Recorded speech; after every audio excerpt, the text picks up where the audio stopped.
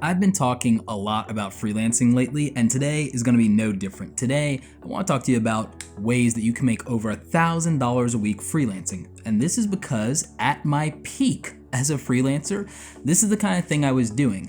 There were three main ways I was doing it. I'm going to talk to you about that, but I'm also going to cover some important things you need to be doing if you want to make money as a freelancer and make the highest amount possible. So I'm going to talk about finding high-paying clients, capturing upfront money because I don't want you guys to get screwed. So I'm going to teach you about how to do that and why you need to capture that upfront deposit and how you negotiate that, what tools you need. I'm also going to talk to you about some of the other things when it comes to capturing that money that you need to have in place to protect yourself. So we're going to get into that today with how to make $1,000 a week as a freelancer.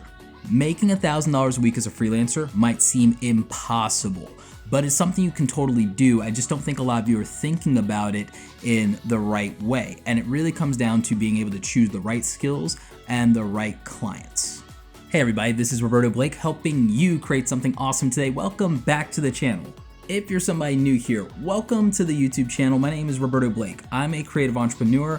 I got a background in design and freelancing and photography prior to starting my own social media coaching business and becoming a public speaker at events like Social Media Marketing World and VidCon. In fact, I'm actually going to be speaking at Vid Summit soon. I'd love to see you guys there. When I was a college student and I needed to make extra money, or even when I left my corporate America job and I started doing full-time freelancing, one of the things that was really important was being able to make enough money to make sure that you cover your bills, cover your expenses, and that you can take care of yourself.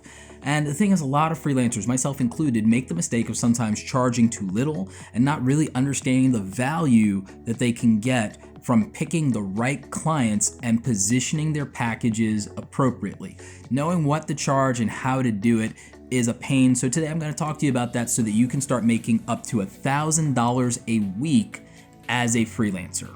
If you're in a country outside of the United States, Canada, the UK, if you're somewhere in the developing world, the odds are this video isn't going to be that useful to you, and I recommend you look at some of my other videos about making passive income and how to make money online, because those are just more suited to operating in a global marketplace. This one is actually going to be more specific to people living in the Western world. If you're into watching videos about how you can make money online, then I definitely invite you to subscribe and hit the notifications, because I have a ton of videos like that here on the channel. I'm actually going to link to a playlist of videos I think you should get started with in the description down below, as well as the info card up here. So let's not drag this out. How are you going to make $1,000 a week as a freelancer? While there are important things like capturing money, having contracts, and having payment systems that make it easy to get money to you, there are a couple other things you need to do to protect yourself. I'm going to get to the point of how you make over $1,000 a week.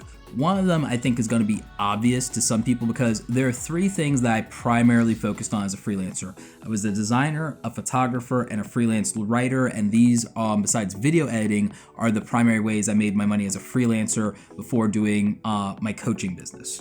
Some of you watching this think it's impossible to make that kind of money doing the three things that I talked about, but I'm going to explain it in detail here.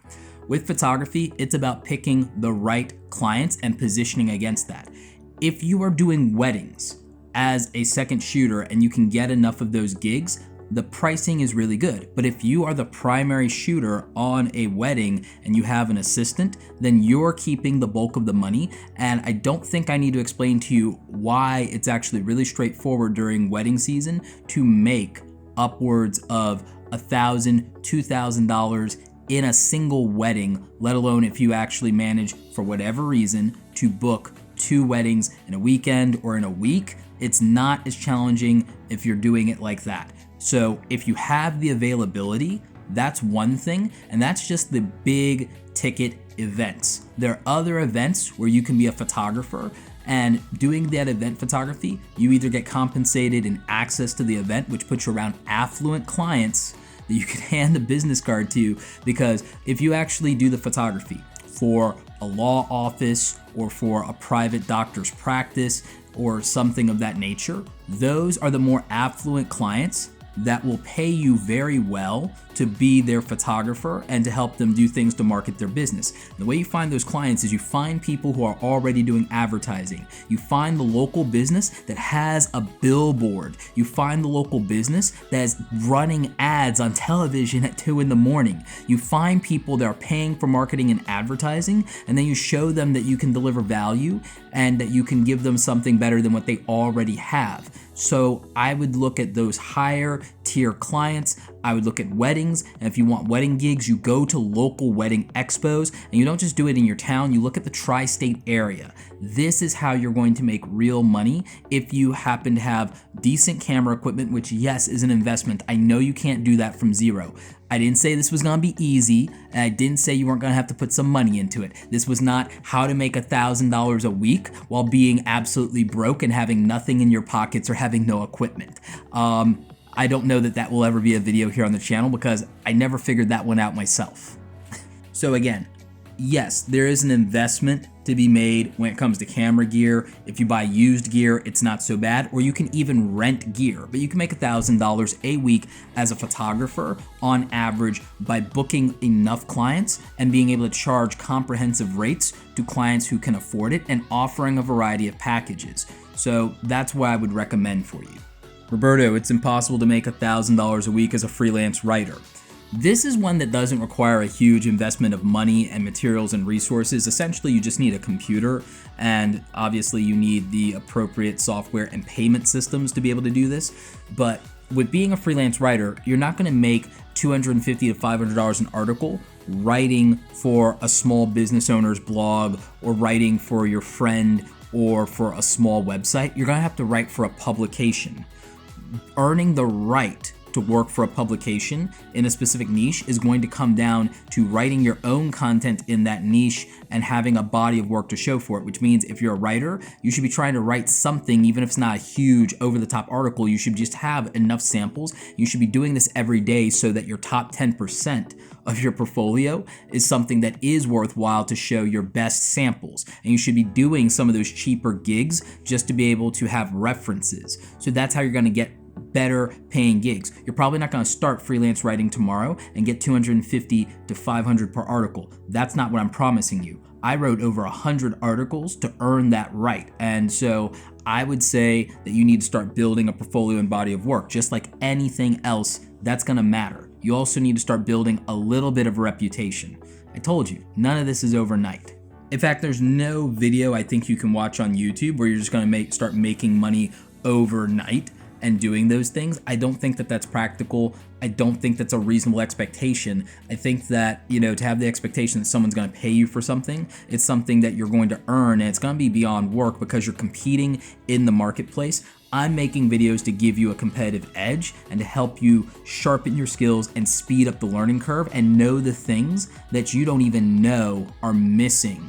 You know, so I hope that this is valuable to you in that way.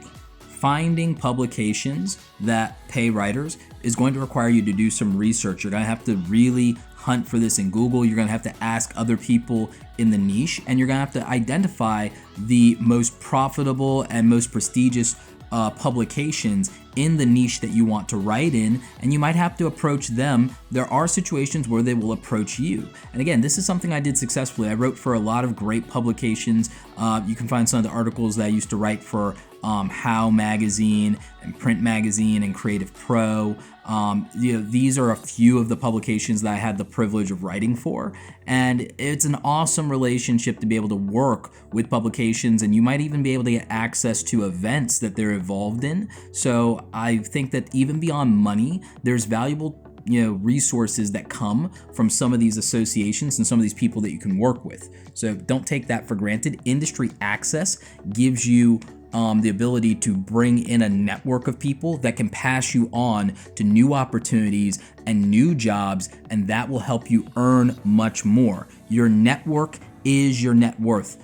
Successful people are not saying that just as a catchphrase. They're not saying it for no reason. It's true. These opportunities stay within a tight circle and a tight community a lot of the time, and that's why you're not hearing about them.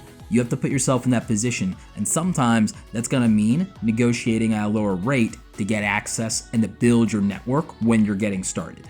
So now I think you're seeing a pattern emerge. If you charge $250, $500, $1,000 or more for something, then you start having to just land enough clients in a month to be able to make that rate. If what you want is $1,000 a week or the equivalent of $4,000 a month, then if you charge $500 for a particular service, you know you have to land 8 clients that month, which means that if you want to land 8 clients that month, you can't just sit around. You have to be talking to people, you have to be marketing yourself, you have to be active in things like Facebook groups, you have to be putting yourself out there on Twitter, you might have to hunt through Craigslist, you might have to go out to your local small business association, pick up a bunch of business cards and start cold calling people or getting on their radar. You might need to look up people in LinkedIn. You can't expect that just because you did work, you can't build a portfolio and then expect them to come. You can't just build a website or a blog and just expect them to come. You have to go out there, and a lot of you are not getting clients and you're not making money because you refuse to do direct sales. You refuse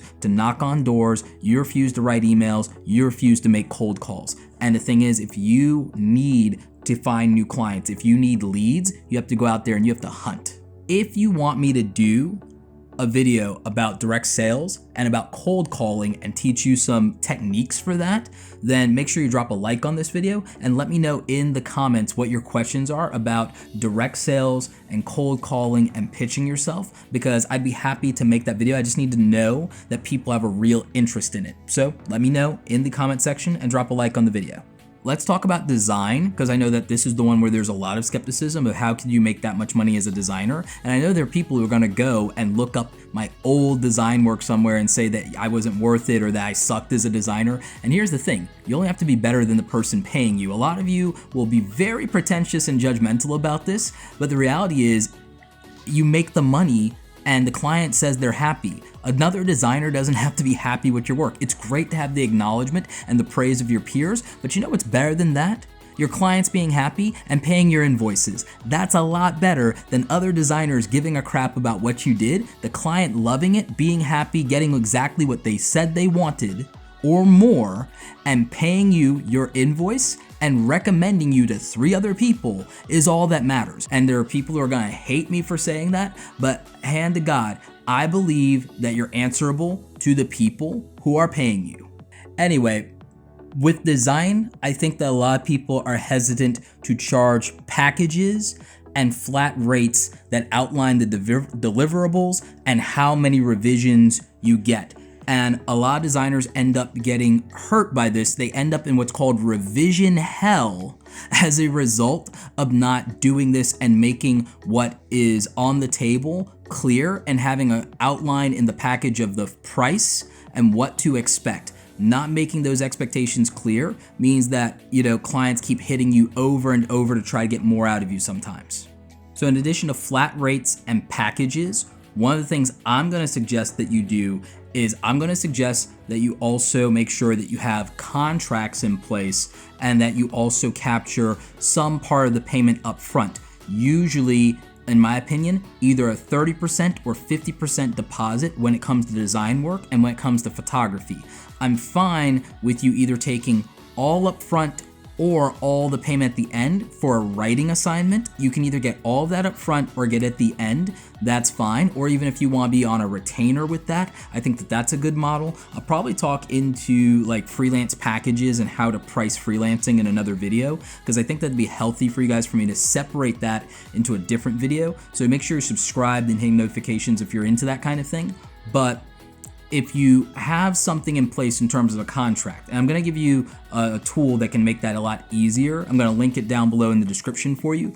But if you have a contract in place that outlines the deliverables and the expectations and what you're obligated to do, that's going to protect you as a designer, and it's going to protect that non-refundable deposit that you need to capture as a designer or as a photographer. So that's a key factor here, the non-refundable part of this 30% or 50% deposit. Part of that needs to be negotiated as it's a fee for booking your availability and your time, right?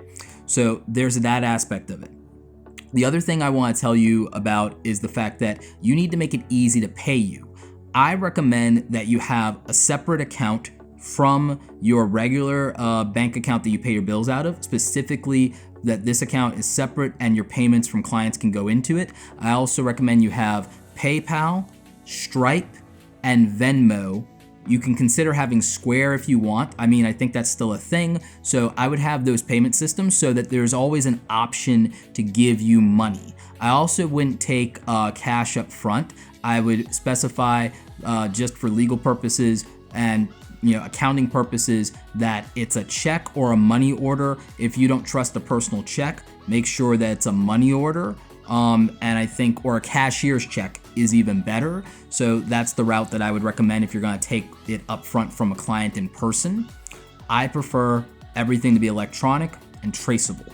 Now with design, if you have packages and let's say you do logos, then maybe you have packages that are from $600 to $1,200, and that might seem high for some of you, but it's really not if you're approaching more affluent clients. You will get less business, but guess what? You will also have less frustration, and you'll be in a situation where if you have to get less clients, but they're paying what you ask for, and you're spending your time and energy on that, your rate of return for that time is just going to be better. And by also limiting the revisions to maybe 3 revisions per project and then having an additional revision fee, you've structured this in such a way to where your time isn't going to be wasted. So that's what I would recommend. And a lot of you say, well, I can't do that or I can't compete because of things like Fiverr and 99 Designs. I think that that's crap. I think that it's a matter of negotiating properly, building the right network, and again, finding people that are already spending a significant advertising budget. I think that people are reluctant to do that. So when it comes to contracts, because you guys aren't lawyers and I don't necessarily think you have the budget to go out and hire a lawyer to generate a contract for you, I'm gonna recommend a tool that I've linked down in the description. I've linked the payment systems, PayPal, Stripe, Venmo, Square for you guys. I'm also linking this and some other resources I think you need. This one's called BONSAI, and they're a really good service. A lot of the freelancers that I work with have invoiced me using BONSAI, and this is gonna let you capture upfront money. It's gonna let you generate your own invoice templates that you can go ahead and you can use, and this thing is really affordable. There's also a free trial with my link down below. They are not a sponsor of this video. They're doing an affiliate deal with us, so I'm usually trying to lean more toward getting you guys stuff with either free trials or discounts with affiliate programs. So that's just something to help you out. The other thing I would tell you is if you can on your website, you should do this invoicing, but if you can do this on your website too, what I would recommend is having a system through like WordPress or something where people can tell you what their budget is, and you can use like a drop-down menu or something, and you can get a sense of what their budget is when they submit for a quote. So you can ask them questions, feel out a client so they don't waste your time, and then you can get back to them with pricing. You can have flat rates on your website and still have them put in to request a custom quote.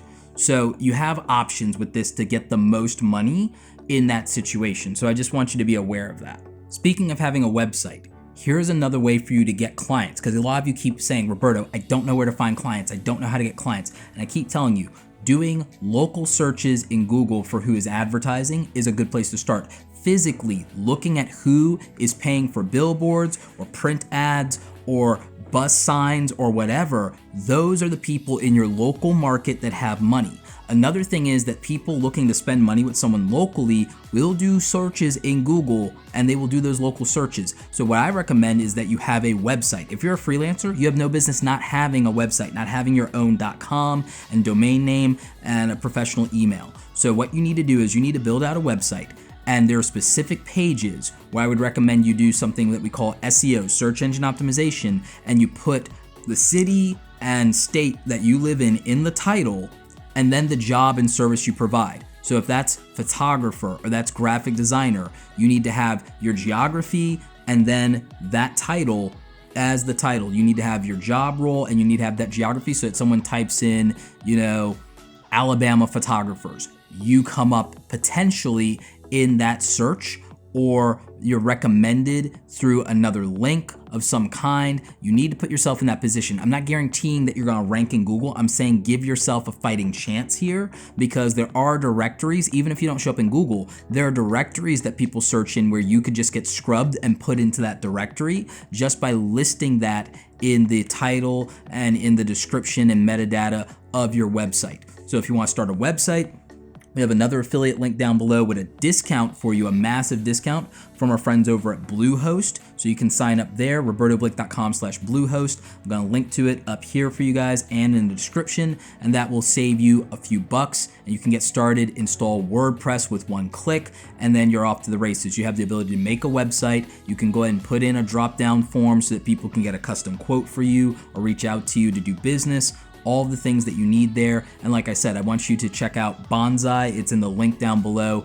and you'll be able to send out your invoices and contracts and capture that upfront money that you need that's non-refundable as far as a deposit and then your final payment. And then you need PayPal, Stripe, Venmo, Square. You need these things to be able to capture that money digitally and electronically. If you're doing in-person transactions, I'm gonna definitely recommend that you use either like PayPal or Square. And with them, you can get, the accessory as long as you have a headphone jack on one of your devices, so that you can swipe a credit card right then and there and capture upfront money if you're in person. So again, these are the things that are gonna get you paid as a freelancer. This is how you're going to make $1,000 a week, by targeting affluent clients and setting high-priced packages and targeting people who can actually afford them. And then you have to obviously deliver that value. And it can be done. It's not impossible for you. It's gonna require extra work. And like I said, you're gonna have to do some direct sales. You're gonna have to constantly generate leads, because, even though it takes you getting 2 or 3 clients, maybe 4 in a week to make that money, then that's like 8 or 16 or 12 in the month. You can do it. You got 30 days in the month, but it is going to be hustle. It will not happen overnight. But the thing is, even if you failed at a 50% failure rate, you're still making a living as a freelancer, which is pretty awesome. Anyway, guys, that's it for this video. I hope that you found it valuable and helpful. Question of the day: what is your skill as a freelancer right now? And are you actively getting clients? I want to know. Let's talk about it in the comment section. Drop me any of your questions about freelancing so that I can make more videos on this topic to help you guys make a little bit of extra money. The gig economy is real. I want you to take advantage of it. Like this video if you like it. Don't forget to subscribe. Share it with as many people as possible. I need some of you guys to actually help me out. Share these videos in Reddit and in Facebook. It's going to really help grow the channel, and it's going to help a lot more people get the information they need. As always, you guys, thanks so very much for watching. Don't forget, go out there and create something awesome today. Take care.